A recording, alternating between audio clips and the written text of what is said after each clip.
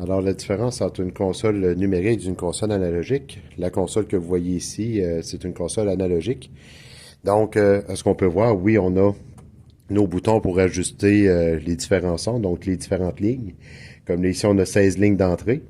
Et pour chacune des lignes d'entrée, ben, vous allez avoir des plus petits boutons qui, eux autres, ben, vont ajuster chacune, bon, les fréquences. Aussi, si des fois, on va aller vers un auxiliaire, brancher des sorties différentes et tout ça.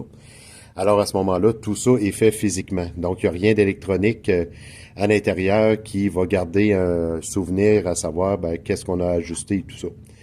De l'autre côté, vous avez la console qui est numérique. Donc, cette console-là, ce qui est différent, comme vous pouvez le remarquer, on n'a pas de série de boutons au-dessus pour voir justement comment on ajuste le son.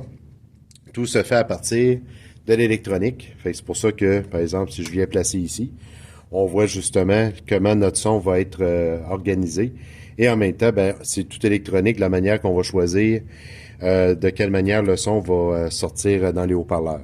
Fait que c'est sûr que elle, la dernière, va permettre un petit peu plus de flexibilité. Puis souvent, ben, on va l'utiliser lorsqu'on a des plus grosses scènes organisées. Alors que la version analogique, ben, elle va nous permettre de faire des petites choses. Par exemple, il va y avoir quelques effets qu'on va pouvoir utiliser. Mais en gros, c'est vraiment là pour gérer du son là où on n'a pas une très grande salle à gérer.